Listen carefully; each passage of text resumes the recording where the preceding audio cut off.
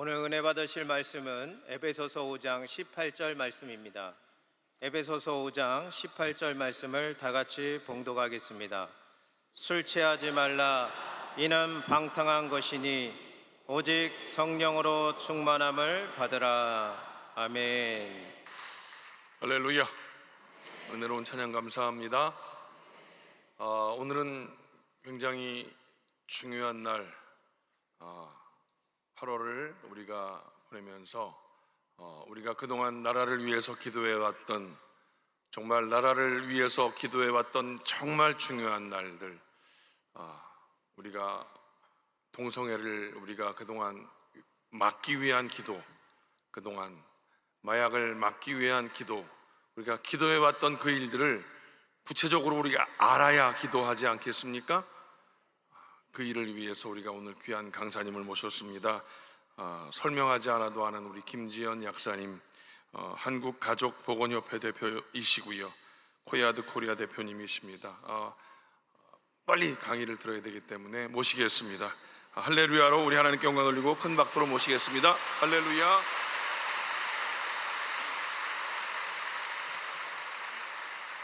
네, 반갑습니다. 이렇게 귀한 시간 저한테 60분이나 주셨거든요. 제가 시간을 좀 달라고 말씀드렸어요. 이 마약이라고 하는 주제가 좀 다루는데 시간이 걸립니다. 제가 16년도, 17년도 같은 자리에서 이 강의를 했던 기억이 납니다. 오늘이 정확하게 4번째 뵙는 건데요. 혹시 그때 무슨 주제로 들었는지 기억나시는지요? 기억하고 계시는군요. 동일 인물입니다. 머리가 이제 이렇게 돼서 잘 모르시겠죠. 예. 근데 어쩌다가 마약을 가지고 오게 됐는가, 이 주제를 제가 약간 그걸 이해시켜 드리는 게 여러분들의 이 몰입도를 더 증가시킬 것 같습니다. 제가 3번 다 동성애 또는 기독교 성가치관 주제로 왔었어요. 그리고 사실 그때가 지금보다 더 나았던 것 같아요. 동성애에 관련된 현실은. 그러니까 지금은 잘 아시는 것처럼 동성 커플의 건강보험공단 그 피부양자 인정, 이제 이게 통과가 돼버린 상태입니다. 즉 남자끼리 동거인으로서 또는 사실혼과 유산관계로서 인정받아 피부양자로 등록이 가능한 게 이제 굉장히 중요한 의미를 가지게 됩니다. 이게 산재나 연보 다른 곳에도 이게 전부 다 적용될 것이기 때문에 동성동거법의 인정, 동성사실혼의 인정, 동성결혼의 인정으로 연결되는 이 교량이 생긴 게 아닌가 굉장히 이제 우려하고 있는 와중에 있습니다. 그러나 또 열심히 그동안 싸우고 있고 지금도 그렇기 때문에 이 문제의 심각성을 알게 되고 이것을 이제 다시 고치기 위한 노력은 이어져 가고 있습니다. PPT를 제가 좀 띄우도록 하겠습니다. 오늘 이제 그 마약에 대한 이야기다 보니 좀 시청각 자료를 준비를 해왔습니다. 그래서 어린 친구들도 있을 것 같아서요, 제가 그런 걸 고려해서 자료를 만들어 왔습니다. 최근까지 시끄러웠었죠. 차별금지법 반대 단식투쟁을 했었습니다. 지금도 해오고 있는 일들이지만 아시다시피 좀 업데이트를 해드리자면요, 그때 이제 저희가 만나 뵙고 오랜만에 만나 뵀으니까요, 업데이트를 해드리자면은 2020년과 21년 두 해 사이에 4개의 차별금지법 발의됐었습니다. 그리고 그 중에 하나를 박주민 의원이 국회 법사위 제1공청회 날치기 통과시키고 이런 일들이 벌어지면서 국회 앞에서 어쩔 수 없이 단식투쟁할 일이 생겼었어요. 그러니까 이런 일들이 이제 터지고 항상 시끄러웠고 많이 기도해 주신 줄로 알고 있고, 또 그 와중에 담임 목사님 이용훈 목사님께서 이제 시위도 해주시고 많은 격려를 해주셨습니다. 그리고 이제 학생인권 조례 때문에 굉장히 시끄러웠던 것도 알고 계실 겁니다. 학생인권 조례로 10년 넘게 싸워왔는데 그 중에서도 동성애와 성전환을 옹호하는 조항 때문에 아이들에게 에이즈 예방 교육을 할 수 없고, 사실 아이들이 굉장히 위험에 노출되고 반성경적인 세계관으로 자꾸 무장되는 이런 학생인권 조례 폐지를 위해서, 이것도 얼마 전의 일입니다. 서울시 최초로 시정 토론회가 열렸습니다. 차별금지법과 유사한 학생인권 조례 어떻게 할 거냐. 근데 이제 이게 실시간 스트리밍이 되고 있는지 몰랐습니다. 그리고 제가 발언하고 치고받고 싸우는 부분만 따로 또 잘라서 언론사에서 올렸더라고요. 그러면서 수십만이 보게 되었습니다. 그 바람에 사실은 뒤에서 보이지 않는 곳에서 교인이면서도 동성애를 옹호하고 학생인권 조례를 옹호하는 시의원들 다 드러났습니다. 제가 이렇게 차별금지법과 학생인권 조례의 문제점에 대해서 반대 발의자로 나왔는데 막 저에게 공격을 퍼붓고 제 발언 시간을 다 뺏어가고 대답하려고 하면 잘라먹고 이런 분이 교인이었습니다. 광진 1구 전명주 의원이었는데요. 그게 그대로 올라갈 줄은 몰랐겠죠. 제가 실명 공개하겠습니다. 왜냐면요, 광진구에는 지인들에게 알리셔야 됩니다. 이 영상이 나가고 나서 어떤 일이 벌어졌느냐, 광진구에서 연락이 왔습니다. 목사님들이 이거 어떻게 된 거냐, 어떻게 교회를 등에 업고 시의원이 된 사람이 뒤에서 이렇게 교회 죽이는 법을 지지하고 있느냐. 이 악법 막기 위해서 싸우는 저도 집사고 그분도 집사입니다만 이런 일들이 벌어지고 있습니다. 목사님 기도 많이 해주십시오. 이건 이렇게 넘어갈 일이 아니다. 우리 광진구가 알아야 된다. 우리가 지금 통일을 해야 된다. 그래서요, 광진구에서 집회가 열렸습니다. 이 부분 소리 켜셔도 됩니다. 학생인권 조례라고 말하지 않았습니다. 이렇게 확대 그리고 하냐 이거예요. 확대 해석이 아니죠. 지금 육진경 선생님이 고발한 이유가 학생인권 조례 위반이라고 고발을 당했는데, 이게 얼마 전이에요. 육진경 선생님이 동성간 성행위가 H 주된 전파도로라는 그래프를 제시했을 뿐인데 그게 학생인권 조례 위반이라며 성적 취향에 따른 차별금지 조항을 위반했다고 육진경 선생님이 교육청에 고발했던 실제 사건을 예로 든 거지, 제가 언제 학생인권 조례 때문에 에이즈가 늘었다고 얘기했습니까? 그리고 성적 취향에 따른 차별금지 조항의 위험성에 대해서 말씀드렸습니다. 그러면은 동성애와 에이즈와 학생인권자가 어떤 부분이 연결되는지 그걸 한번 설명해 주세요. 지금 이와 같은 사건이 계속 터지고 있습니다. 성교육 학생인권 강사들이 조례 뭐라고 때문에. 얘기하냐면요, 아니 저한테 질문했으니까 제가 지금 답변하겠습니다. 지금 우리나라에서 교육 시간에 멀쩡하게 이렇게 교육부 통계가 나와 있고 보건복지부 통계가 나와 있는데도 동성간 성행위와 에이즈의 관련성, 매독의 관련성에 대해서 언급하잖아요. 아이들이 고발합니다. 고발 사유는 이겁니다. 고발을 학생인권 해요. 조례 위반. 그러면 이것은 분명히 과잉 해석이 되고 과잉 적용된 것이므로 이에 대해서 깊은 고찰이 있어야 될 것입니다. 지금 이것이 서울시만의 선생님, 문제가 아니거든요. 학생인권자 다 읽어보셨어요? 다 읽어봤습니다. 제4조 책무 시행 규칙까지 읽어봤습니다. 제4조 책무도 보셨죠? 13조 사생활의 자유도 보셨죠? 지금 저는 현장에 있는 사람입니다. 아이들을 만나고 있고 상담하고 있는 사람입니다. 탁상 공론하고 있는 게 아니에요. 선생님, 에이즈에 걸린 아이들 얼마나 괴로워하는지 아십니까? 그 아이들 저한테 와서 뭐라고 얘기하는지 아니 아십니까? 에이즈와 학생인권자라고 뭔 상관이 있어요? 그 아이가 이렇게 말했습니다. 학교에서 동성애와 에이즈에 관련성에 대해서 얘기해줬더라면 나 하지 않았어요. 나 하지 않았을 거예요. 안다한 선생님이란 분, 이런 분들 좀 만나보시기 바랍니다. 저는 이런 교육을 학교에서 하지 않는 것 굉장히 위험합니다. 문제는 그런 교육을 했을 때 통계에 대한 얘기를 했는데도 육진경 선생님 같은 분이 보안 지금 수정하시면 되고요. 고발을 당하고 그리고 계시잖아요. 10년째는 교권 강화 선생님 전에 질문하겠습니다. 안 되는 거예요. 동성애와 에이즈가 직결된다라는 지금 통계를 인용하는 것, 학생의 동성애에서의 인권을 침해하는 발언입니까? 아닙니까?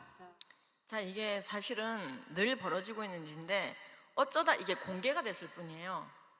불과 얼마 전입니다. 제가 지금 머리를 볶아서 굉장히 옛날 같으실 텐데 지금 펴면 다시 저렇게 됩니다. 이게 뭐냐면 학교 현장은 여전히 전쟁터이고 우리의 모든 사회, 정치, 경제, 문화 영역이 영적 전쟁터입니다. 주님의 은혜로 학생인권 조례는 결국 폐지가 됐습니다. 예. 예. 정말 하나님께 감사드릴 일이죠. 이것을 이제 폐지하기 위한 대체 조례안이 또 이제 통과가 되고 10년 이상 싸우며 알려왔던 자들의 기도가 있었고 정말로 다각적인 노력이 있었고 저 토론회는 서울시정 마지막 토론회가 되었습니다. 일단은 학생인권 조례 관련해서 또 재발의가 이어질 수가 있는 상황이고 언제든지 사실 우리는 싸울 준비가 되어 있어야 되고 그동안 이렇게 굉장히 우리 순복음교회는 진즉에 제 사역 초기에부터 저를 불러주셨고 기도해 주셨습니다. 너무 감사하게 생각하고요. 그래서 이렇게 그동안 있었던 일 또 송사도 끝도 없었습니다. 7년 내내 송사가 없는 날이 없었네요. 그 중에 제가 정말로 공격적으로 했던 걸 하나 소개해드리자면은 한국 개신교의 동성애 혐오 담론, 제목 어떻게 생각하십니까? 이 논문, 이게 논문 제목이었습니다. 한국 개신교가 동성애를 나무라기 위해서 이런저런 명예훼손적인 발언을 한다. 그러면서 몇 명의 대표적인 인물들을 언급하고 제 이름도 절대 안 빠지죠. 아예 위인전을 써놨더라고요. 그래서 이런 사람들이 한국 개신교인인데 동성애 혐오 담론을 펼치고 거짓말을 한다는 거예요. 아주 제가 이제 명예훼손을 하고 그런다는 식으로. 저뿐만 아니라 많은 분이 좀 언급이 됐는데 어쨌든 보다 보니까 내가 참 천국의 상급이 크겠구나 싶더라고요. 위인전을 써놨더라고요. 문제는 이 논문이 거짓말을 너무 많이 써놨어요. 그래서 이건 한국교회가 다 집단적으로 한국 개신교의 동성애 혐오 담론, 이건 소송을 걸어야 된다 이렇게 얘기를 했더니 법조인들이 논문에 오류가 있다 하더라도 소송하기는 어렵다. 반박하는 또 다른 종류의 연구 논문이 있거나 하면 되는 거지 학업의 자유, 학문의 자유는 굉장히 넓다라는 거예요. 결국에는 물어 이거 싸워볼 만하다 하는 법조인을 만나게 됐습니다. 그래서 이 지영준 변호사님, 이제 대전에 계신 분인데요, 소송을 시작했습니다. 왜냐하면 이 논문을 처음엔 두고 봤는데 정말 얼척없는 거짓말을 쌍따옴표까지 써가면서 거짓말을 했더라고요. 그 논문만 봤을 때는요, 정말 한국 개신교를 미워하게 만들어놨어요. 한국 개신교를 완전히 거짓말쟁이를 만들어놨어요. 한국 개신교를 완전히 명예훼손 범죄자로 만들어놨어요. 저를 포함. 근데 어쨌든 이건 누구가 한 명이 멈추지 않으면 안 되겠다 싶은 게 이 거짓 논문이 12개나 알을 깐 거예요. 논문은 재인용이 되잖아요. 그래서 이건 안 되겠다, 그만해야 되겠다, 멈춰야겠다 싶어서요, 비슷한 논문이 계속 나오니까 논문을 소송을 했거든요. 그리고 이제 2년 가까이 이제 치고받고 이제 질질 끌었습니다. 굉장히 이제 변호사님이 꼼꼼하게 싸워주시더라고요. 싸우는 와중에 피고가 이 논문을 썼던, 자, 중간 이름은 땡 처리하겠습니다. 이땡영이라고 하는 여자와 부산 땡땡땡이라고 하는 센터와 백땡땡이라고 하는 사람, 피고가 3명으로 늘었습니다. 이제 제가 원고죠. 그리고 1심에서 깨끗하게 이겼습니다. 제가 한 말이 맞고 거짓말을 쓴 걸 맞다는 거예요. 해당 부위를 삭제하라 이렇게 나오고 저한테 어느 정도 물어내라 이렇게 됐습니다. 그래서 이제 제가 그쪽에서 어느 정도 저한테 피해 보상금 500만 원 대도 안 하는 건데요, 어쨌든 어떻게 할까요? 1심이 이렇게 나왔는데 변호사님이 이 정도면은 아주 기적적이다. 저쪽에서는 항소 포기했다. 우리는 받아들이면 좋을 것 같다. 2심 가서 좋을 게 없다. 그래서 어쨌든 제가 이것 때문에 쓴 돈을 생각하면은 택도 없고, 아니 한국 개신교에 끼친 악영향이 크잖아요. 그거보다는 사과문을 내야 될 일인데 어쨌든 1심에서 승리하고 멈추는 걸로. 그래서 1심에서 항소 포기 받아들인다고 하고 우리도 항소하지 않겠다고 했습니다.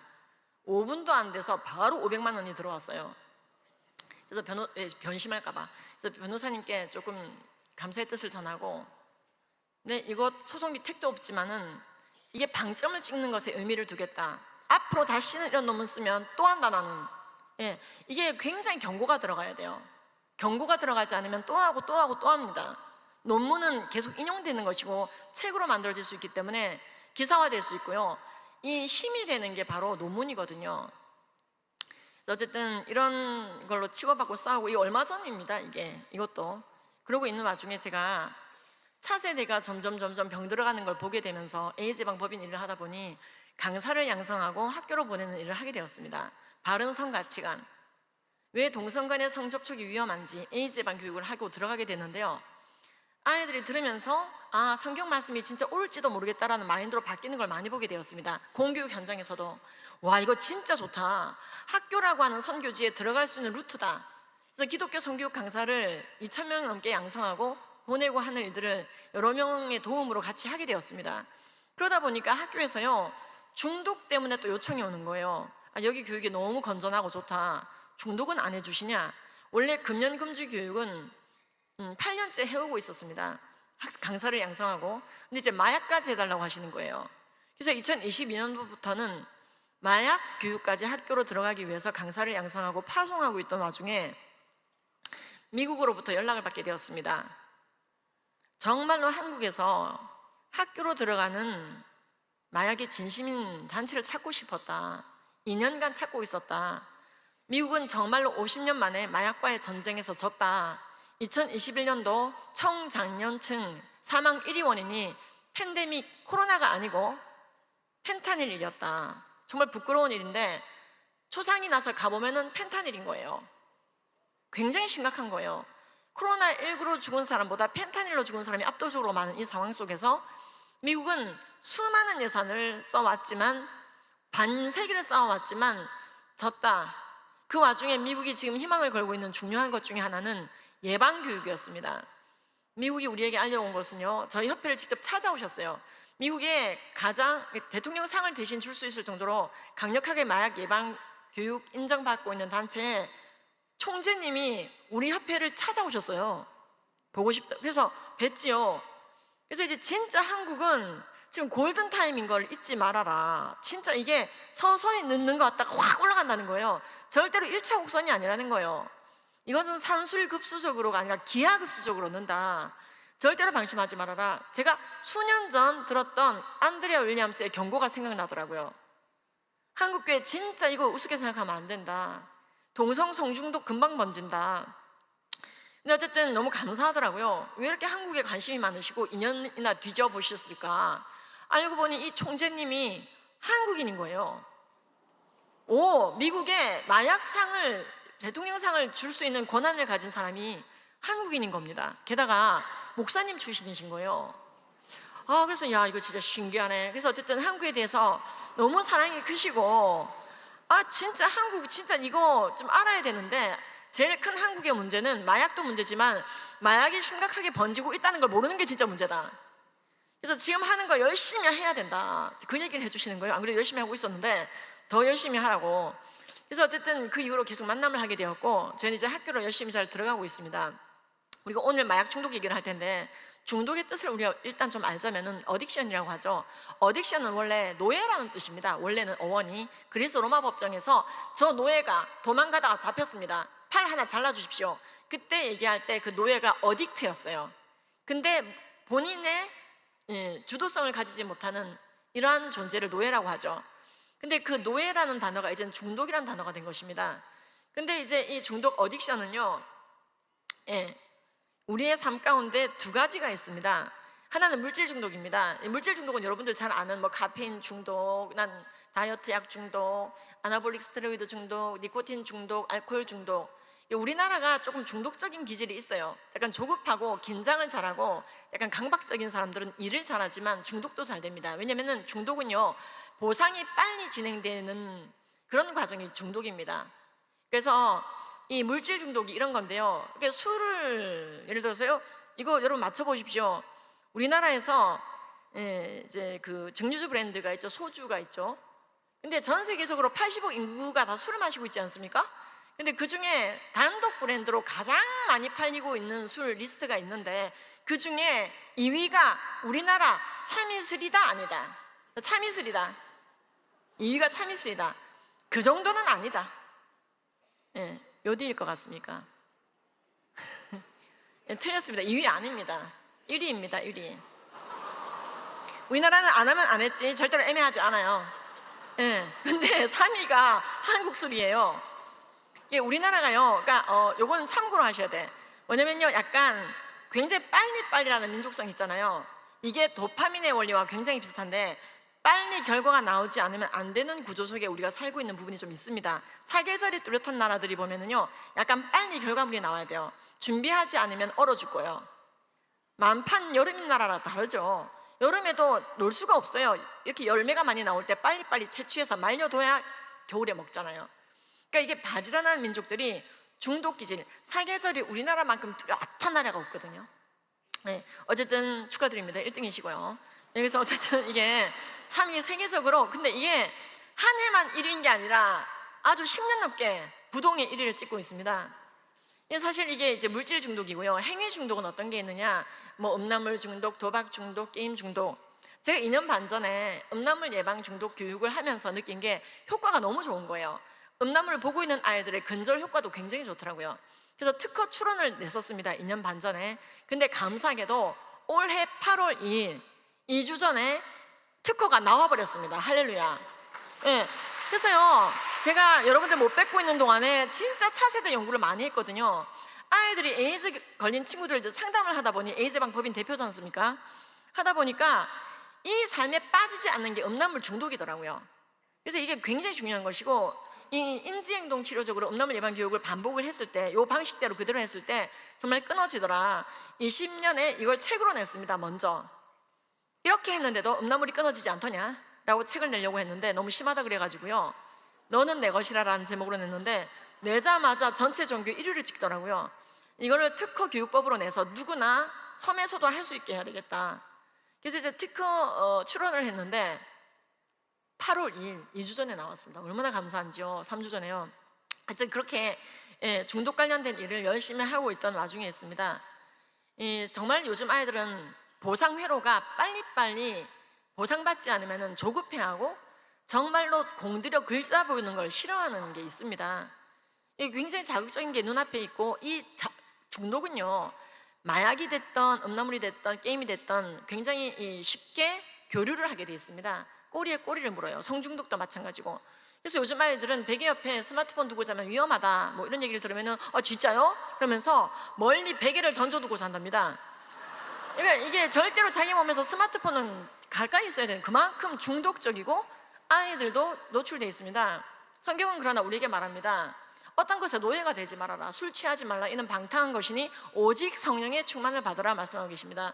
우리나라는 10,000명당 2명 미만이 마약하고 있는 마약 청정국이었습니다. 전 세계가 깜짝 놀랐어요. 여러분, 20세기 중반에 벌써 유럽과 미국은 겁나게 마약이 돌고 있었습니다. 그것 때문에 에이즈도 돌고 있었고요. 그러다가 70년대가 지나면서 대마초를 합법화하는 나라가 나타나기 시작했습니다. 네덜란드 같은 나라들이죠.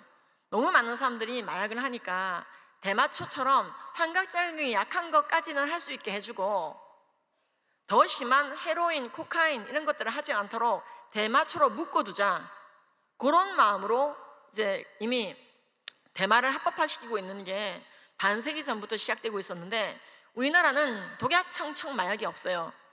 10,000명 중에 2명이 되기가 어렵죠. 근데 이걸 해낸 나라가 우린 거예요. 그랬던 우리나라가 2016년도를 기점으로 마약 청정국이 아닌 게 되었습니다. 사실 우리가 이 중독의 메커니즘을 보자면요, 굉장히 우리가 이제 사실은 삶의 여정이라는 게 있는데, 이제 우리가 굉장히 수명이 길어지면서 중독으로부터 자유롭지가 않습니다. 무언가 하나에는 중독돼 있다는 것이죠.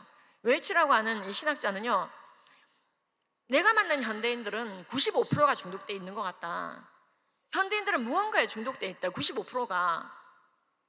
그리고 그 중독되지 않은 5%를 나는 만난 적이 없다. 이렇게 얘기를 합니다. 자, 우리가 이제 생명이 길어지면서 중독될 타이밍이 길어졌습니다. 옛날에 일찍 죽었죠. 고려시대 42살의 왕들이 죽었습니다. 조선시대 47의 왕들이 죽었습니다. 실록에 나와 있어요.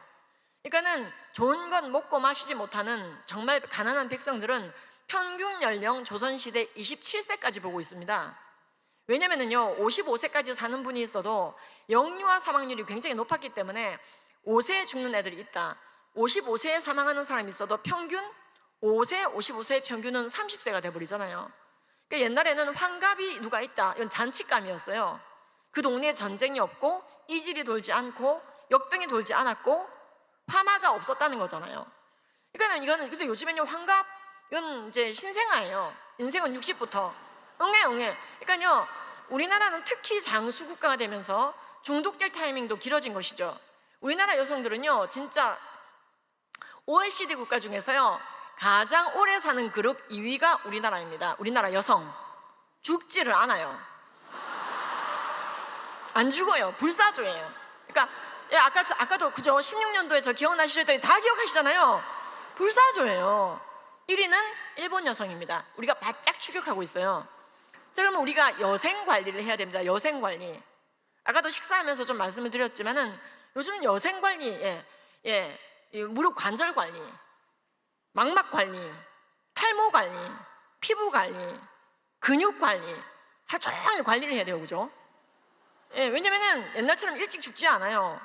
그렇죠? 그러니까 두뇌 관리, 치매 안 오게 이렇게 관리하느라 하루가 바쁩니다. 어쨌든 여생이 길어졌고 상하 수도 시설이 깨끗해졌고 위생 시설이 좋아지고 식량 공급이 잘 되고 의약품은 발달하고 의료시설 전 세계 탑 우리나라입니다.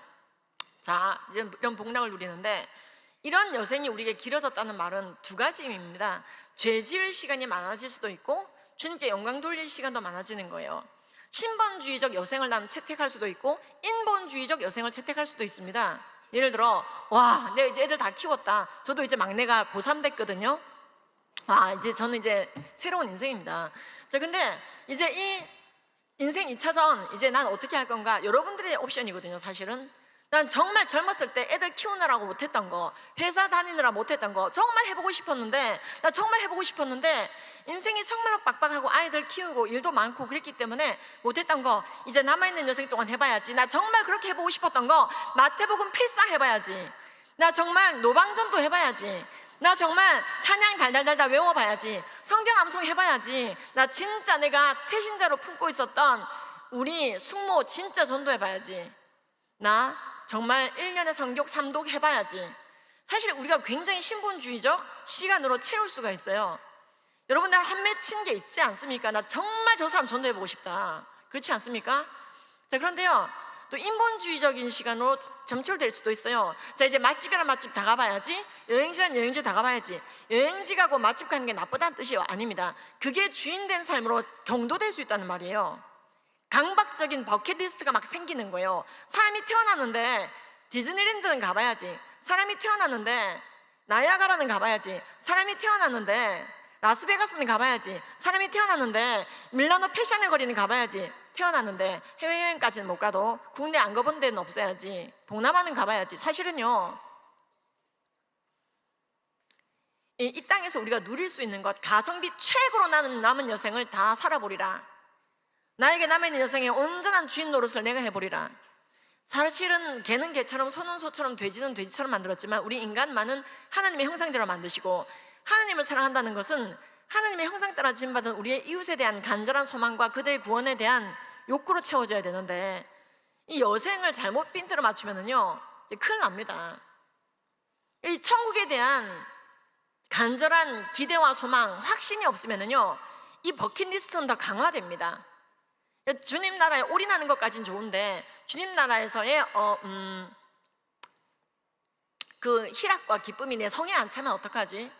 진짜 성경 말씀 믿고 주님 나라에 올인하고 내 모든 생애를 신본주의적 삶으로 점철되게 살았는데 별로면 어떡하지? 이런 의심이 생기면은요 이 땅 가운데 강박적으로 1+1을 하려고 그래요. 그러니까 주님 나라에서도 충분히 기쁘겠지만 아닐지 모르니까 이 땅에서도 최대한 쾌락을 누리고 내 마음대로 시간을 보내다가 주님 나라 갔을 때 좋으면 그것도 괜찮지. 그래서 이 땅에서 자꾸 버킷리스트를 인본주의적으로 쌓아가는 거예요. 강박해지는 거예요. 이거 해봐야지 저거 해봐야지. 자족함이 없어지게 됩니다. 그러다 보면요 중독되기 쉬워집니다. 제가 이제 밀라노라든지 해외 강의를 굉장히 많이 다닙니다. 가면은요 막 이제 거기 계신 분들이 이제 여기까지 왔는데 패션의 거리를 보셔야지.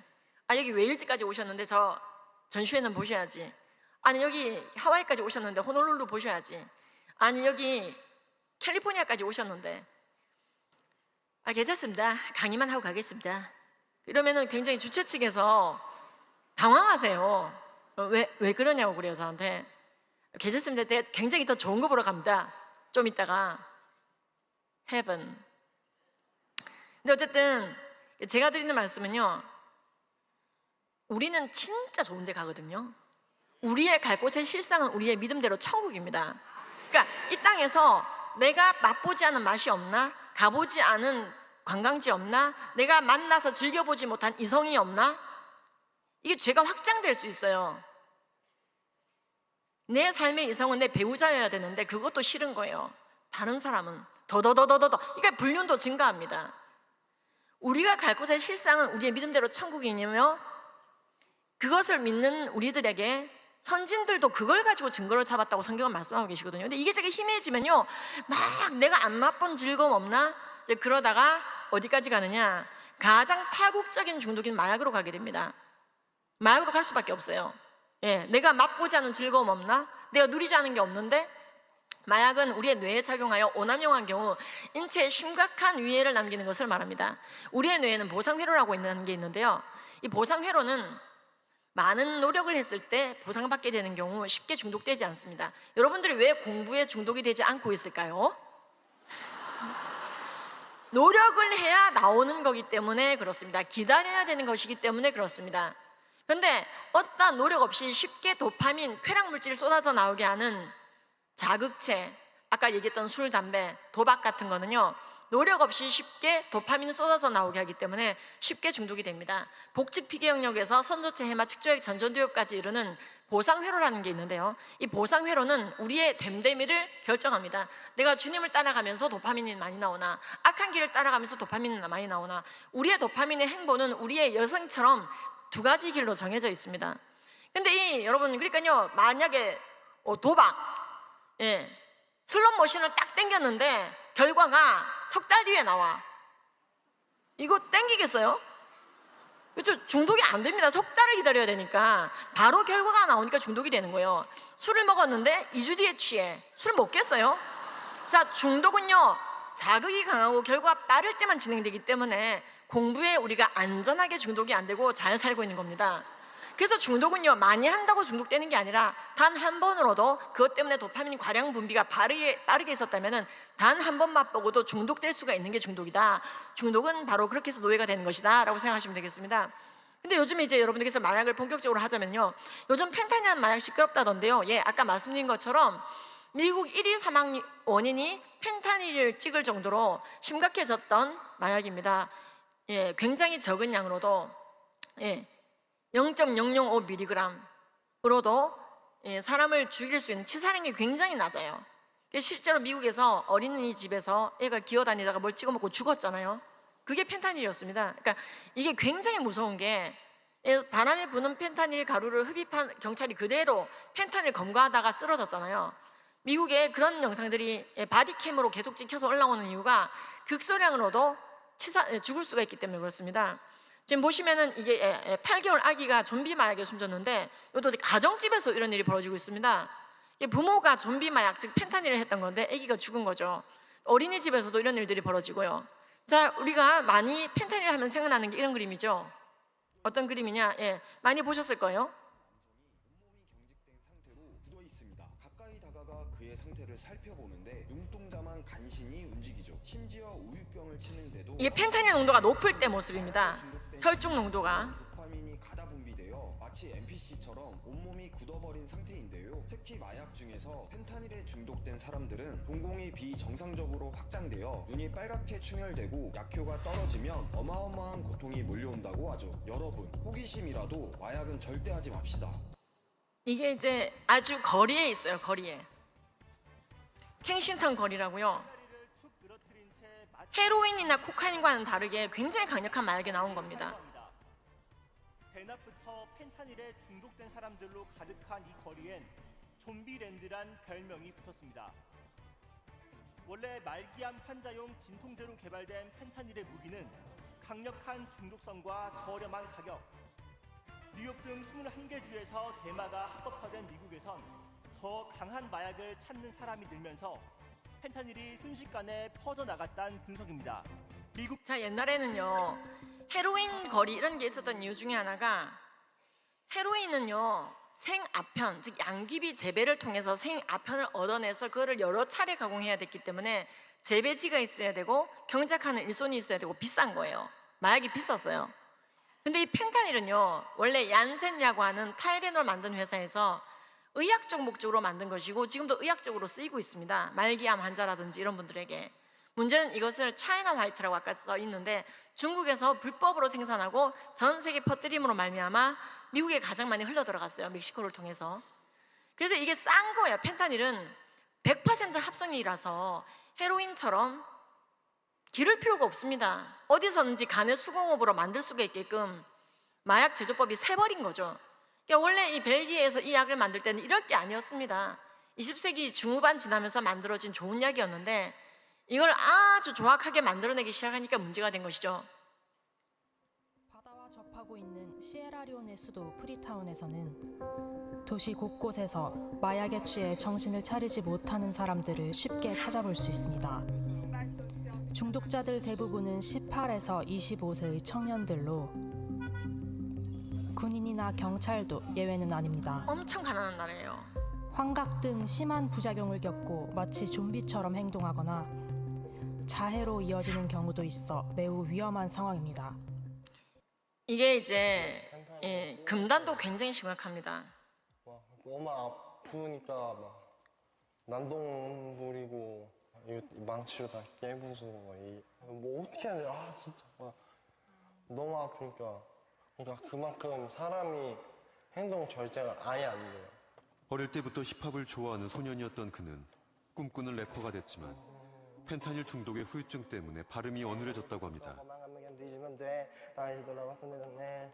나 다시 돌아왔거든. 이 빌어먹을 shit. 둘이 다 되는 거라니까. 바다가 뒤집어놓고 바다가 막 매일 구토를 하다 보니 치아가 삭아내린 것입니다. 제가 지금 어금니가 4개가 지금 없는 상태예요.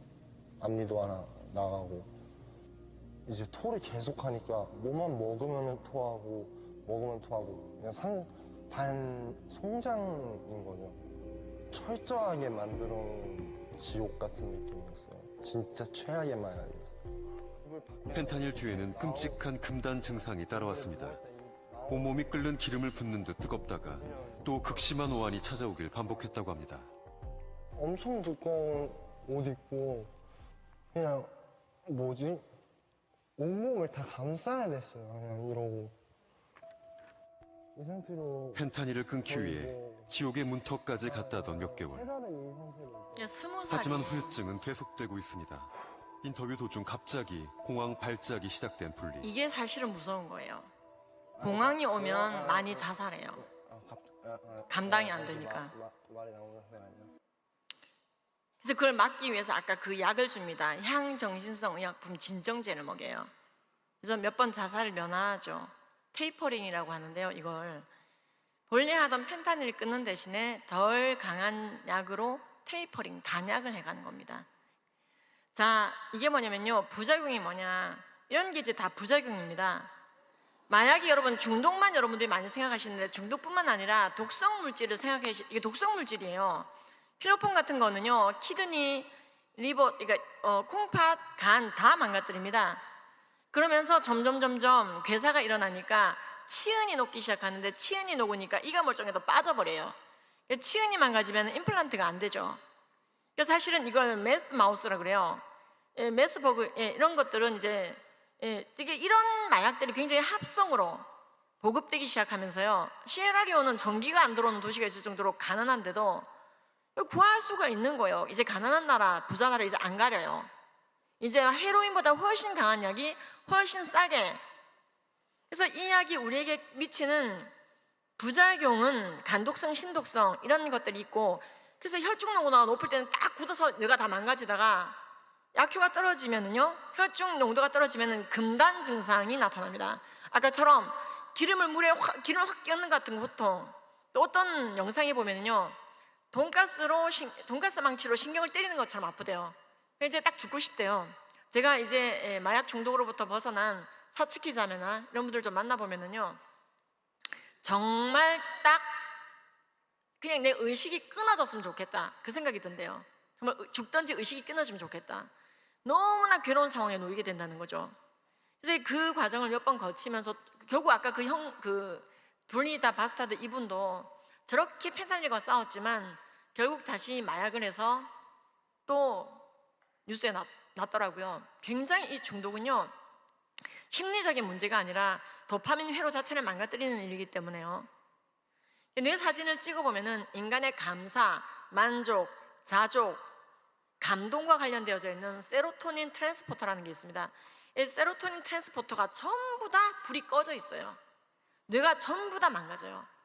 정말 마약 외에 어떤 것도 이 사람에게 자족함을 주지 못하고 좀비를 만들어 버리는데, 이런 얘기를 듣다 보면 아이들이요, 이 마약 예방 교육 잘못하면요, 이런 얘기만 하고 끝내면 큰일 납니다. 반드시 대마 얘기를 해줘야 됩니다. 왜냐면 여기까지 얘기하고 나면은요, 아이들은 어디서 또 주워 들은 게 있어가지고요, 아, 이래서 대마초가 합법인 나라가 많구나, 그래서 대마초를 해도 되는구나, 아유 요즘엔 대마 로션, 대마 입욕제, 대마 방향제 있던데 대마는 괜찮은가 보다, 풀이니까 천연이니까 괜찮겠지라고 생각을 하는데 전혀 그렇지가 않습니다. 여러분, 풍차와 튤립의 나라 네덜란드, 우리 그렇게 기억하고 있지 않습니까? 네덜란드가 대표적으로 대마초 합법화시킨 나라인데 철저하게 그 나라도 엠바고하는 것들이 있는데 바로 마약 합법화 이후에 벌어지고 있는 사회 혼란과 비성경적인 세계관의 확산입니다. 이 대마초라고 하는 것은 THC 성분이 주 성분입니다. CBD 성분은 환각작용이 거의 없기 때문에 햄프시드 같은 걸 보통 쓰지요. 그래서요, 이 THC라고 하는 이 대마의 여러 가지 10가지가 넘는 성분 중에 환각과 관련되어 있는 성분이 없는 대마초의 줄기와 뿌리, 씨앗에 관련된 것들은 제품으로 허가가 나 있는 것들이 있거든요. 때로는 가끔 거기서도 허용량 이상의 THC가 나와서 국내에서도 제품 취소가 된 적이 있고, 대마 잎사귀, 즉 대마초 본질의 잎사귀 제품은 불법입니다. 특히 기호용으로 쓰는 것은 불법입니다. 그런데 이걸 합법화시킨 나라들이 어떻게 됐느냐, 이런 나라가 되었습니다. 살인과 마약의 나라가 되었다. 이게 무슨 말이냐, 아니 대마초까지만 합법화시킨 건데 왜 마약과 살인의 나라가 되었느냐. 이게 어떤 뉴스들이 있냐면요, 이 분명히 마약을 대마초까지만 합법화시켰는데 마약류 중에서 기타 마약이 자꾸 증가하는 거예요. 대마초를 합법화시킬 때 네덜란드가 착각한 것은요, 이제 이렇게 하면 되겠지, 5g 이상 판매하지 못하게 하면 되겠지, 네덜란드 안에 있는 모든 곳이 아니라 커피숍에서만 팔게 하면 되겠지, 광고하지 못하게 하면 되겠지, 여러 가지 제약을 걸고 하면 되겠지.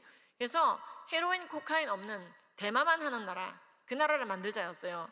정말로 이게 무식한 발상인 게, 약물학 공부를 안 해서 그래요. 여러분, 약물학적으로 마약의 진짜 문제는요, 내성이 생긴다는 거예요. 5g으로 만족하지 못해요.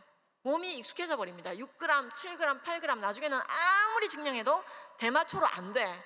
코카인 가져와봐, 헤로인 가져와봐, 펜타닐 가져와봐, 서펜타닐 가져와봐, 카펜타닐 가져와봐. 지금 펜타닐보다 더 센 게 나오고 있어요.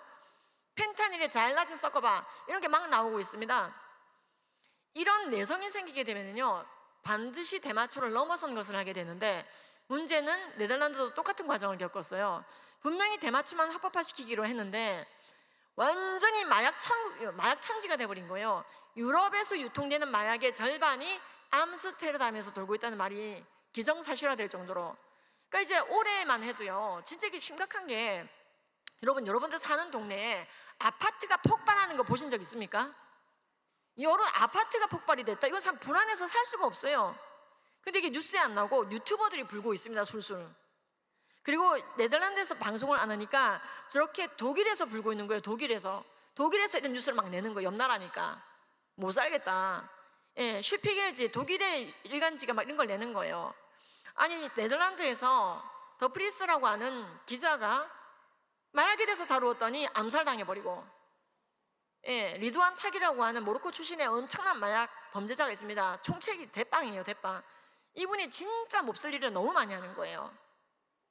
아기를 죽여서 그 시체로 마약 운반책으로 써버리고, 예, 그러니까 이걸 난 이제 불겠다, 난 양심 고백하겠다, 이런 사람들 위해서 국선 변호사를 붙여놨더니 국선 변호사를 암살해버리고, 마약 관련된 카르텔에 대해서 기사가 나갔더니 그 언론사 자체를 레미콘이 박아버리고, 이게 뭐냐면요, 입법, 사법, 행정부 위에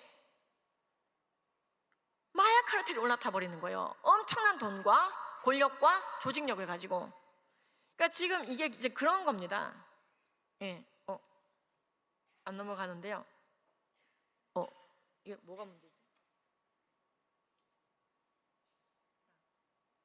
그러니까 이제 경찰들도, 아유, 내가 지금 9개 범죄 조직 일이 터지면은 하나밖에 처리를 못하겠다. 경찰 노조도 이런 말을 하고 있고요. 근데 이게 바깥으로 세면 안 되니까 여전히 네덜란드는 풍차와 네덜란드의 이미지를 가지고 있지만, 네덜란드 사람들이 다 마약한다는 게 아닙니다. 대마초를 합법화시키고 반세기가 지나니까 정말로 각종 마약이 심해지고, 아파트는 왜 폭발했냐고요?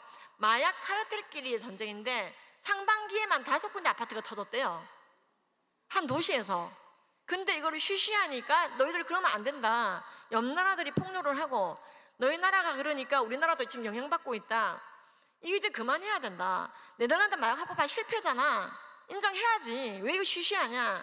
그런데도 네덜란드 보건복지부 장관이 얼마 전에 뭐라고 했습니까? 네덜란드 마약 합법화 정책은 역시 따봉이다.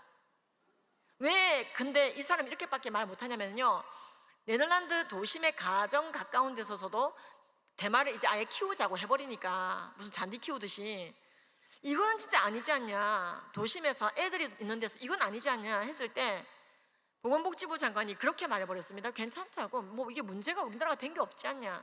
왜 그러냐면요, 이 보건복지부 장관이 옳은 말 하면은 죽여버려요.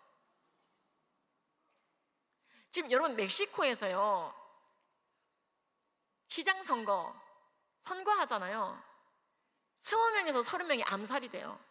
대놓고 대낮에 머리통을 날려버려요. 뉴스 보시면 무시무시합니다. 근데 그 사람들이 마약 카르텔과 손잡기를 거부한 후보자들이에요.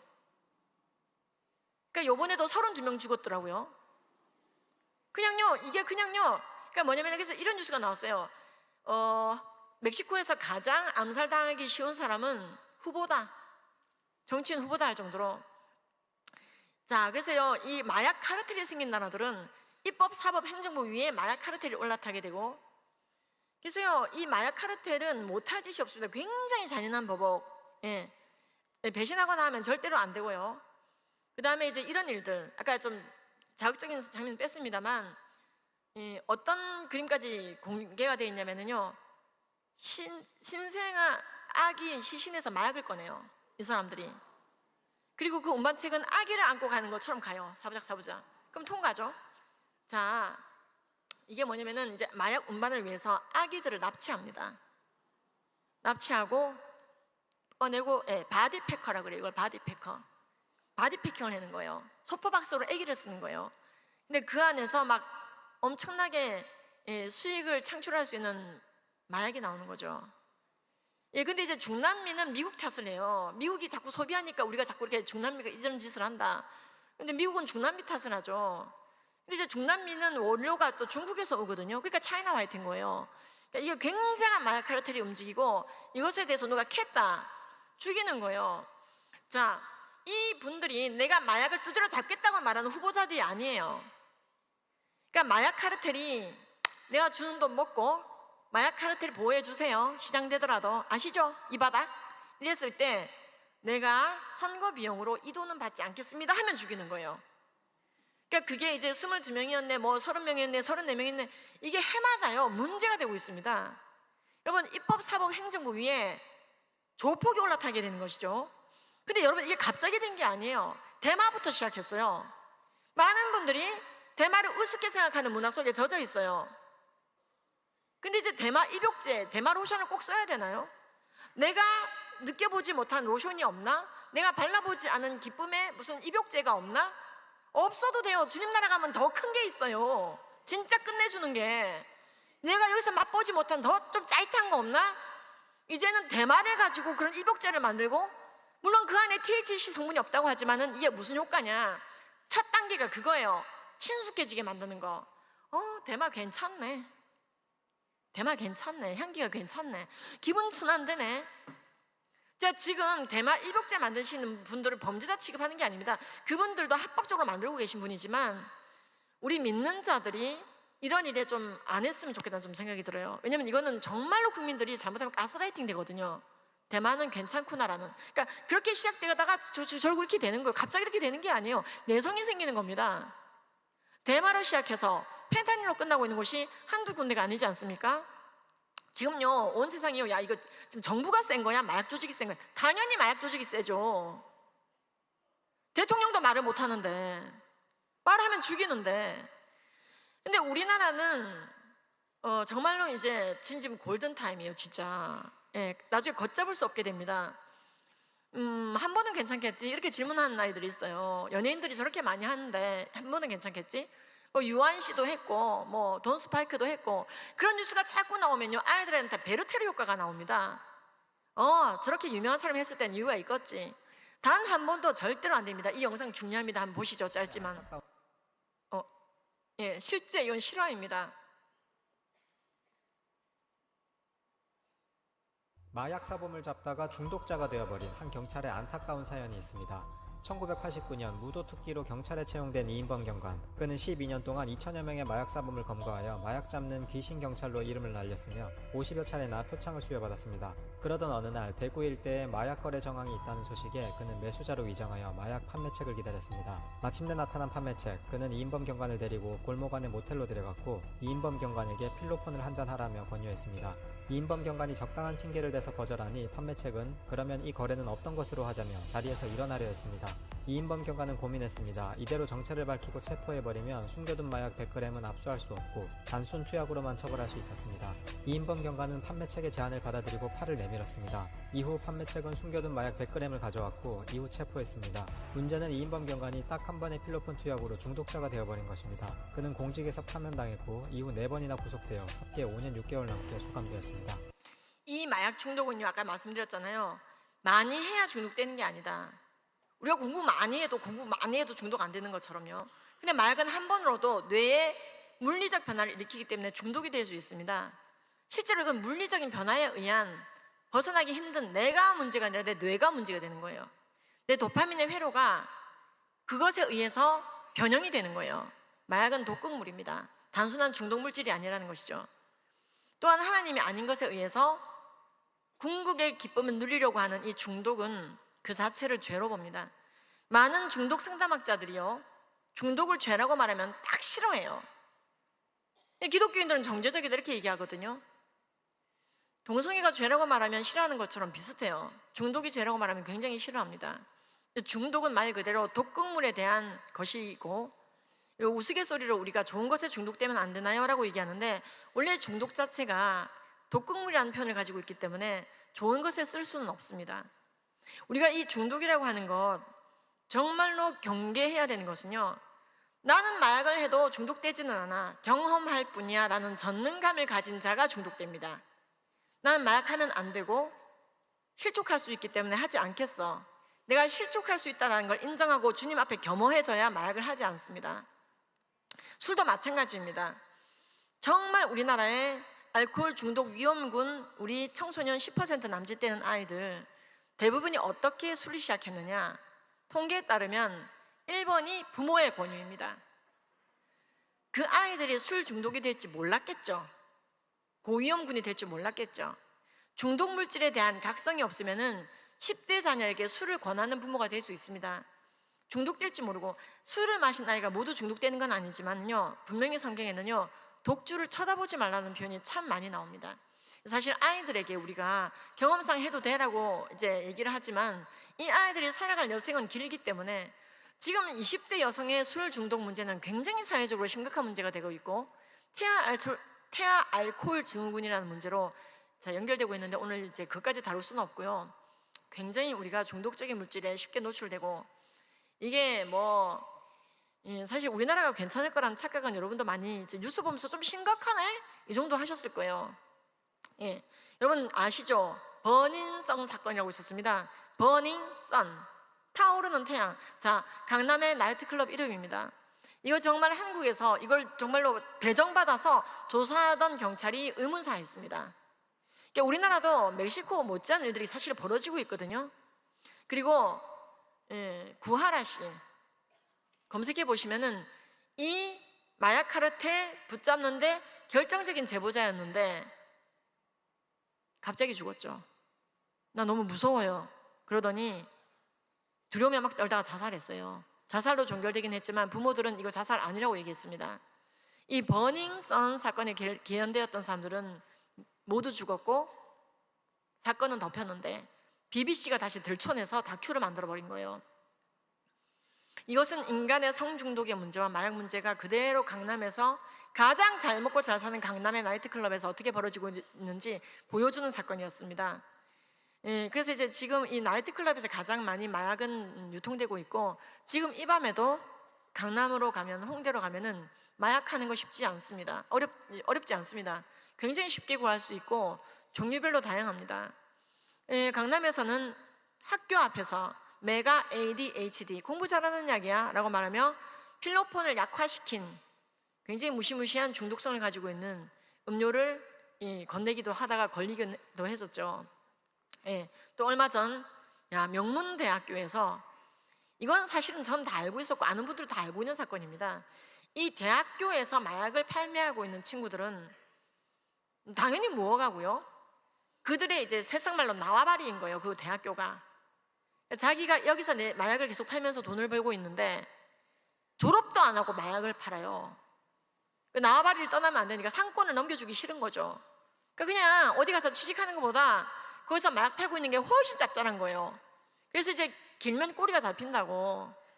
이제 지금 우리나라 대학 굉장히 이제 마약이 많이 번지고 있는데 통계로 본다면은요 10대가 진짜 심각합니다. 자, 마약은요 그 암수성 때문에 범인이 3명이 잡혔다. 그럼 실제로 범인은 90명이에요. 3명만 걸린 거예요. 무슨 말이냐면요 사람 하나 죽었다. 그러면 살인사건 한 건입니다. 30명이 죽었는데 1명이 드러난 게 아니다 이 말이죠. 근데 마약은요 1명이 걸렸다. 그럼 누군가 준 거잖아요. 그 준 사람이 얘만 줬겠어요? 딴 사람 줬겠죠. 그래서 마약 행정학적으로 봤을 때 1명이 걸리면 30명이 한 겁니다. 재수없게 1명 걸렸다 이렇게 얘기를 하는 거예요. 그럼 이제 뭐 요즘에는 마약 감방이 꽉 차가지고 기소유예자 교육으로 끝나는 경우가 굉장히 많은데 좀 10대를 좀 본다면요 작년에 1,477명, 1,500명이 대검찰청 자료에 따르면 걸렸습니다. 자, 그러면은요 곱하기 30 하면 45,000명입니다. 10대가 마약 범죄가 45,000명이라는 말에 이 현타가 좀 오게 해드린다면요 작년에 응애 태어난 신생아 수가 23만 명이에요. 작년에. 그리고 작년에 죽은 국민 수가 37만 명이에요. 근데 청소년만 마약을 45,000명이 한 거고, 자 보세요. 전체는 27,611명이잖아요. 곱하기 30 하면요 80만 명이 마약을 우리나라가 사실 마약 범죄했는데 27,000명만 검거된 거예요. 자, 그럼 이제 견적 나오시죠. 나라가 구성이 어떻게 돌아가고 있는지. 많이 죽고 적게 태어나는데 마약은 지금 이것만 중독은 아니죠. 도박 중독자 엄청나게 늘고 있죠. 여러분 강원도 정선 카지노에 전당포가 그렇게 많고 방치된 차가 그렇게 많고 자살자가 그렇게 많고 죽음의 도시가 되고 있습니다. 정선에 카지노가 생겼지 않습니까? 합법 슬롯머신이 거기 있거든요. 자, 이런 도박으로 죽어가는 사람 지금 완전히 그 와중에 애는 전 세계에서 제일 안 나요. 작년 4분기 0.65, 올해 0.68. 한 여성이 평생 낳는 인구수가 0.68이다 이 말입니다. 우리나라가 전 세계 꼴찌입니다. 창세기 제일 순종 안 해요. 우리나라가. 우리보다 덜 낳는 나라가 없어요. 우리 바로 위에가 어느 나라냐? 0.72를 찍은 나라가 있습니다. 어느 나라일까요? 우크라이나. 전쟁 터져서. 전쟁 터진 나라보다 더 안 나요. 진즉에 우리나라는. 그러니까 우리나라는 급격하게 사라지고 있는데 중독자는 급격하게 늘고 있고 도박자가 급격하게 늘고 있고, 그런데 믿는 성도수 대비 가장 많은 선교사를 보내고 있어요. 진짜 대박이에요. 진짜 진취적으로 선교하고 있어요. 유럽까지 선교사 보내고 있지 않습니까? 예, 유럽에 집회 가면은요 감동이 몰려옵니다. 한인 사회가 하는 역할이 톡톡히 있어요. 오늘 이 집회도 전 세계가 보고 있지 않습니까? 근데 여러분 지금 우리나라 인구수는 절벽도 아니고 이제 그냥 낭떠러지입니다. 낭떠러지. 10대들의 마약 증가 추세는 무시무시합니다. 작년에 3배가 돼버렸어요. 작년에 477명, 올해는 뭐 1470. 이거 굉장히 이제 우리나라가 폭증하고 있는데 2022년도부터 최대한 틀어막아도 이 번지는 속도가 엄청나고, 아직도 우리 학교는 괜찮아요 이러고 있는 학교가 많아요. 우리 학교는 괜찮아요. 글쎄 그 학교에서 1명 나오면 30명 있는 거라고요. 예. 괜찮지가 않습니다. 우리나라 10대들은 굉장히 위험하고, 이제 10대들은 마약을 해도 참 이게 애매해집니다. 제가 상담했던 가족은 선교하러 부모님이 같이 갔던 그 나라에서 아이가 마약을 하는 바람에 온 가족이 철수해버렸어요. 이 마약이 굉장히 심각합니다. 그러니까요 이 마약은 자기 가족이 신고하는 비율이 제일 높은 범죄입니다. 자식이 죽을까봐, 금단이나 부작용으로 사망할까봐. 남경필 도지사님도 왜 자기 아들을 그렇게 여러 번 신고했겠어요? 감옥 갈 때까지 아빠가 신고했어요. 남지사님을 제가 직접 만났어요. 그분이 얘기했어요. 처음에 신고했을 때 감옥에 안 보내서 실망했다. 아들을 지키고 싶었는데. 이 SNS를 통해서 우리나라가 마약이 굉장히 잘 번지고 있는 나라로 지금 파악되고 있습니다. 텔레그램을 통해서 우리나라는 어느 곳이나 30분 안에 마약을 받을 수 있을 정도로 발달을 해버렸고, 사실 그래서 우리나라가 마약 청정국이 아니라 마약 위험국이라고, 아니 미국도 지금 죽을 맛일 텐데 우리나라까지 와서 경고를 해주고 있는 나라가 우리나라인데 여기에 대한 마인드가 없다. 자, 우리나라가 어쩌다 이렇게 됐는가? 자, 원래 우리나라는 마약에 대해서 별로 생각이 없었어요. 왜냐하면 위에서 잘 막았어요. 자, 그럼 우리나라 어떻게 청정국을 유지하다 이 지경이 됐나? 짧게 본다면은요. 자, 우리나라가 2018년도 검찰 조직 딱 주일일 때 마약 담당 부서를 통폐합해, 여러분 통폐합이 뭐냐면요, 없앴다 이 말입니다. 만약에 여의도 순복음교회 중등부를 작년부에 통폐합했다는 말은 중등부 없앴다는 뜻입니다. 그렇죠? 통폐합이란 말에 속으면 안 돼요. 16년도에 마약 청정국 지위를 상실했으면 이거 더 강화해야 되잖아요. 이미 16년도에 우리나라에도 경찰에 마약 카르텔이 있다라고 의사신문에서 나올 정도면은 더 강화해야 되잖아요. 자, 그게 다가 아닙니다. 18년도에 박상기 법무부 장관이 대검 강력부, 즉 마약 수사 부서를 없애버렸어요. 아예 국민들이 몰랐죠. 근데 추미애 장관이 완전히 큰 사고를 칩니다. 2020년도에 대검 마약과를 없애버렸어요. 흡수시켰다는 말이 없었다 이 말입니다. 통폐합이. 대검 마약과가 뭔지 아세요? 우리나라가 마약 청정국이 됐던 원동력입니다. 다른 나라는 조폭 두드려 잡는데 대검이 있는데 우리나라는 대검 말고 대검 마약과가 있어가지고요, 마약 조폭만 두드려 잡는 데가 있었어요. 이 독특한 구조 때문에 전 세계 떵떵거리는 마약 예방 구조였어요. 일본도 와 대한민국 대단하다, 유엔도 와 대한민국 대단하다. 그러니까 국민들은 해맑아, 생각이 없는데 해맑아도 되게끔 위에서 다 두드려 잡았어요. 그러니까 지금 유럽은 이미 20세기 말기에 전부 다 마약 때문에 죽어가는데 우리는 해맑았어요. 10,000명 중에 2명, 걸려도 단순 투약자. 지금은 잡잖아요. 유통자, 조제사범, 알선사범, 굉장히 다양해지는 거예요. 단순 투약자가 아닌 거죠. 검경 수사권 조정부터 되면서 경찰이 마약 수사 중기권을 가지게 됩니다. 어쨌든 이게요, 굉장히 강제적인 물리력이 가해져봤다고 생각할 수밖에 없는, 굉장히 단기에 국민들이 모르는 사이에 이 일들이 진행됐다 이 말씀이죠. 그러면 이제 마무리를 해야 되는데 어쩔까요 우리 이제 앞으로? 제가 가보니까요 진짜 이게 사실이에요. 난 마약 복용센터가 독일에 있다고 그래서 뭐지 했더니 미국의 켄싱턴 거리처럼 마약 좀비들이 막 즐비한, 사실은 펜타닐 불법이지만 내버려 두는 거예요. 수용시설이 끝이 났으니까.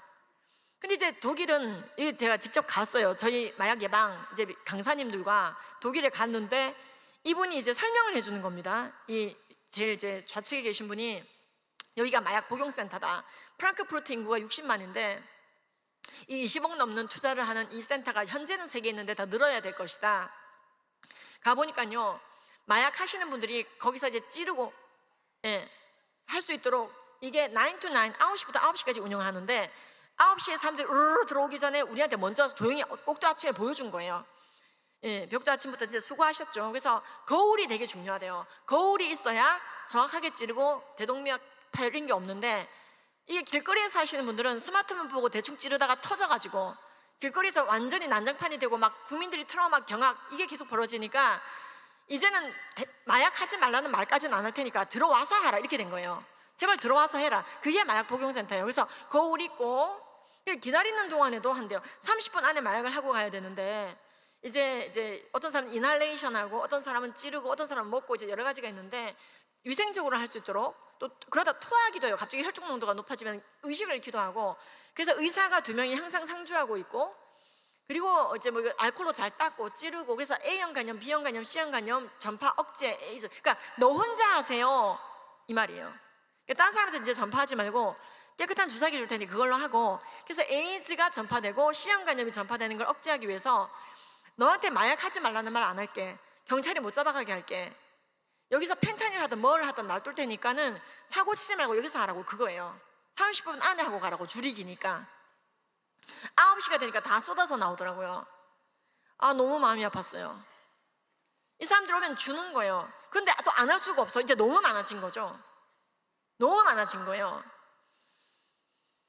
우리나라가 지금 어느 단계에 있냐면요, 지금 그럼 우리는 어디쯤에 있느냐, 마약이 막 확산이 되다 보면은 마약에 의해서 에이즈 전파, 교통사고 등 2차 문제가 생기고 살인 문제, 뭐 아파트 폭발 이런 문제가 생기니까 그런 게 안 하게 그냥 이 센터에서 해. 마약 주사기 줄게. 그러니까 마약 하는 거 이제 안 말릴게. 즉 마약 복용이라고 하는 1차적인 문제는 이제 신경 안 써.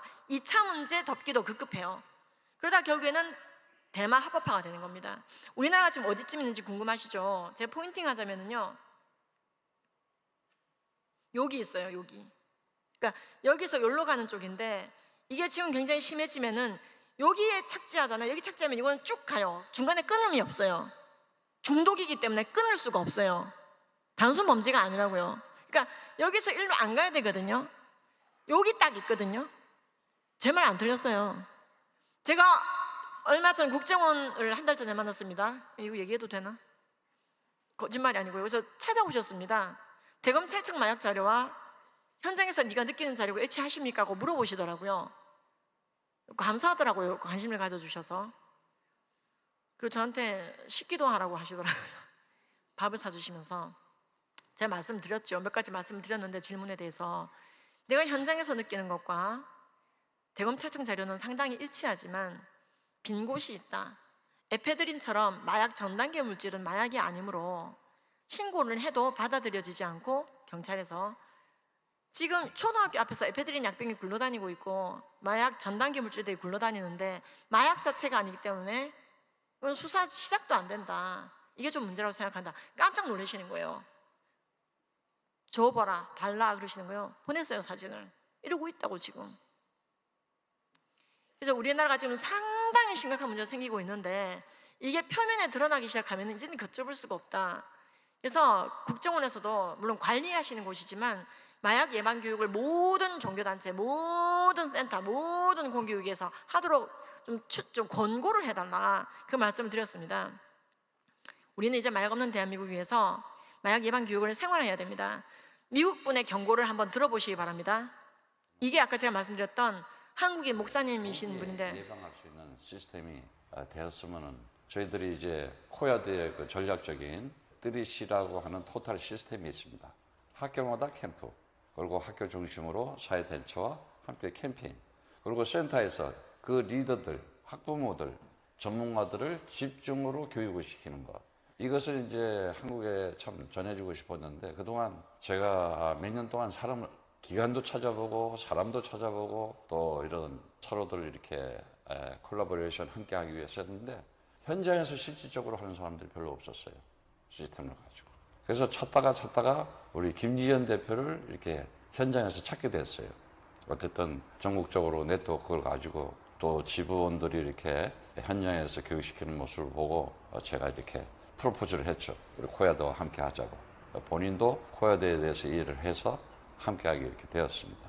지금이라도 좀 늦은 감은 있지만 지금이라도 시스템을 잡아놓는다면 앞으로 5년 후년 10년 후에 그래도 청소년들을 많이 지키고 보호하고 정말 제대로 마약을 예방할 수가 있습니다. 근데 아무런 조기 시스템이 없이 현장 시스템이 없이 5년 10년 흘렀다. 미국의 갱싱턴 거리, 샌프란시스코 상상도 못했을 겁니다. 그런 거리가 나타날 줄은. 그런데 우리가 코로나19 바이러스 병균 오는지 누가 알았어요? 지금 벌써 중독 쓰나미가 왔습니다. 더구나 드럭에 대해서 마약에 대한 지금 팬데믹이 벌써 오고 있어요. 저희는 교육청 또 검찰청 또한 이 미국에는 제가 가장 바라는 것은 한국도 미국 같은 시스템을 좀 했으면. 시스템. 지금 우리가 넋 놓을 때가 아니라 시스템을 해야 돼요. 의무화해야 되고 동아리화해야 되고 미국에서 그렇게 다 죽어가던 마약에서 뭔가 채택한 좋은 시스템이 있다면 빨리빨리 가져가야 됩니다. 다행히 한국 코야드는 이번에 이제 제가 임명장을 받게 된 바람에 일단 주둔 국가가 되었는데요. 굉장히 이제 우리가 마약을 우습게 생각하고 내 자식은 괜찮을 거야. 꼭 그 가정에 문제가 터지게 됩니다. 이제 마무리하도록 하겠습니다. 예. 자, 제가 마약 예방 교육했을 때 우리가 했을 때 이런 글이 진짜 많아요. 나중에 마약을 한 번 해보려고 했는데 교육 들으니까 하면 안 되겠다. 애들이 실제로 이렇게 많이 내요. 여러분, 우리 아이들 마약 하려고 스탠바이 하고 있다니까요. 한 번은 해봐야지. 어른 되면 해봐야지. 약한 건 해봐야지. 남들이 하는 거 한 번은 괜찮겠지. 이 아이가 이거 마약 안 함으로써 얼마나 많이 세이브 됐습니까?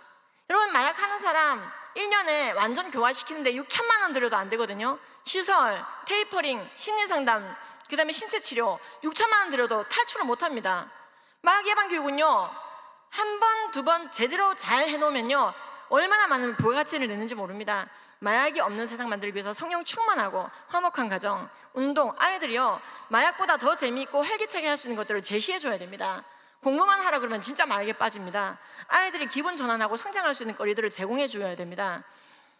여러분, 우리나라가요 OECD 국가 중에서요 성매매, 근친결혼, 동성결혼, 포르노, 마약, 이거 자꾸 주님께서 불법으로 하라고 말씀하시는 것들인데 이걸 불법으로 하지 않고 자꾸 합법화시키고 있는 나라들이 너무 많이 증가하고 있습니다. 동성결혼도 통과시킨 나라 30개가 넘고요, 성매매 합법시킨 나라 50개가 넘고요, 정말로 심각한 나라들이 증가하고 있는데 이 모든 것, 사회적 금기, 동성결혼, 근친결혼, 성매매, 포르노, 마약, 아직도 법으로, 법치 체계에서 법으로 죄라고 명기하고 있는 나라는 대한민국 하나 남았습니다. OECD 국가에서 동성결혼 막겠다고 열심히 싸워왔고요, 포르노 합법화 막기 위해서 음란물 예방교육법 특허 출원해서 특허 받았고요, 제가 이 진영에 제 수준에서 할 수 있는 모든 것들을 해왔다고 저는 생각하지만 여전히 저는 목마릅니다. 우리의 여생이 신분주의적 여생으로 흐르고 중독 없이 전 세계 선교사를 보낼 수 있는 영성과 교세를 유지해야 될 것입니다. 우리는 마지막 세계 선교를 달성하는 와중에 중독의 쓰나미 앞에 서 있습니다. 근데 그 쓰나미가 덮치기 전에 피할 수 있고 예방할 수 있고 전 세계 오히려 경고를 하며 다시 마약 청정 국가가 될 수 있습니다. 한국 교회 967만 6천 명의 교인들이 5천만을 설득하지 못하면 문제가 될 것입니다. 내가 바로 그 방역 시스템이 되고 내가 바로 그 마약 예방 운동가가 되어져서, 제가 봤을 때는요 국정원의 마지막 질문이 저한테 이거였어요. 우리나라는 현장에서 느끼기에는 어떻냐, 되겠냐 물어보시더라고요. 두 분이셨거든요. 지금이 딱 골든타임이긴 해요 라고 얘기했어요. 진짜 골든타임이라고. 더 넘어가면 정말 마약 수사하는 사람들 암살이 일반화될 것이고 아무도 여기에 대해서 바른 말 못하게 될 것이다. 꼭 예방교육, 물론 재활도 중요하고 너무나 급한 일들이 많지만 반드시 예방하여 이 아이들이 마약을 쥐어줘도 신고하는 아이로 키워야 됩니다. 마약을 쥐어줘도 신고하는 아이로 키워야 됩니다. 그렇지 않습니까?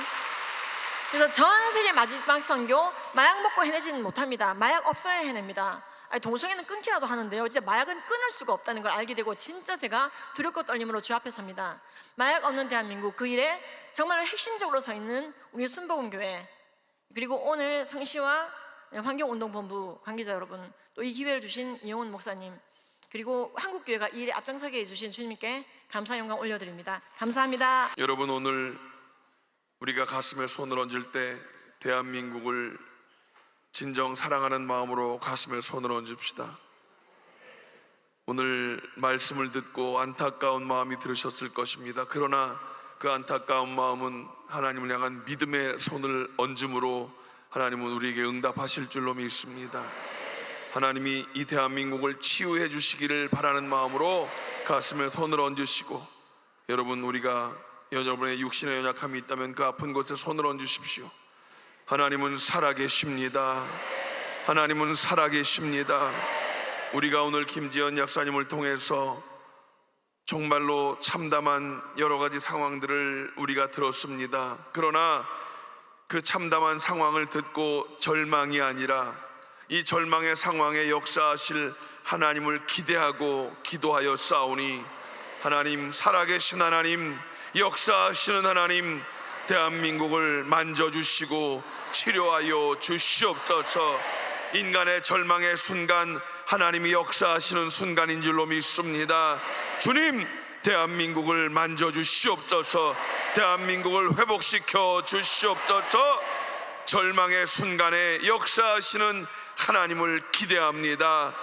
아버지 하나님, 오늘 우리의 믿음의 기도를 들으신 하나님을 기대하오니 대한민국 가운데 회복의 역사를 이루어 주시옵소서.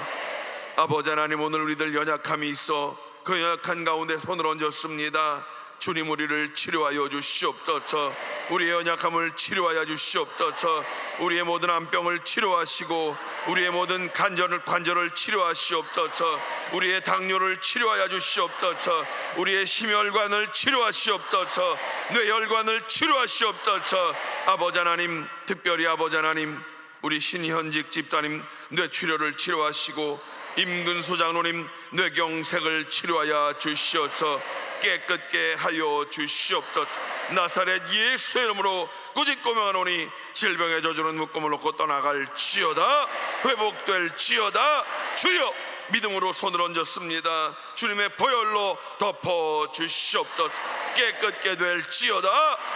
하나님은 살아계시오니 야훼 라파 치료의 하나님 능력으로 역사하여 주시옵소서. 아버지 하나님, 우리들에게 지혜를 주시어서 하나님의 지혜로서 우리 모든 국민들이, 주의 모든 백성들이 올바로 판단하고 올바로 하나님 앞에 기도하게 하시어서 이 모든 난국들을 헤쳐나갈 수 있게 하여 주시옵소서.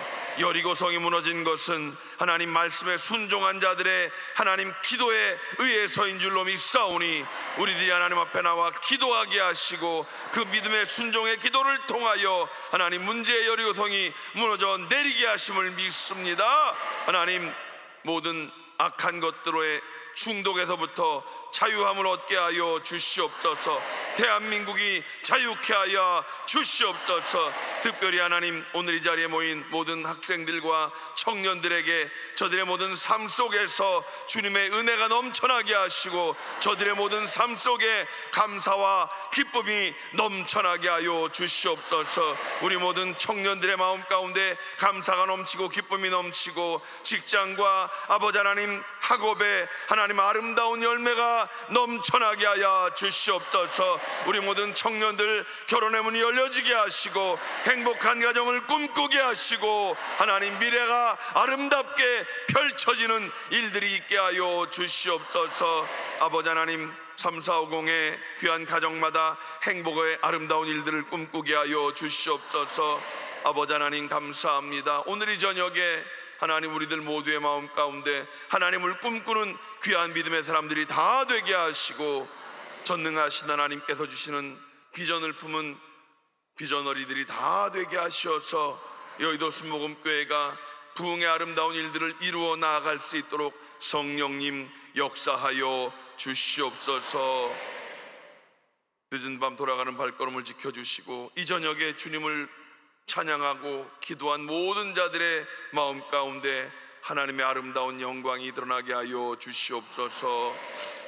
이제는 우리 주 예수 그리스도의 원하시는 은혜와 아버지 하나님의 원하신 사랑하심과 보혜사 성령님의 내주교통 충만케 하심이 이 밤에 주님 전에 나와 주님을 찬양하고 예배하고 세상을 향해 나가는 모든 성도들 개인 가정 자녀 사업 학업 범사 위에 이제로부터 영원토록 함께 하시기를 간절히 축원하옵나이다. 아멘.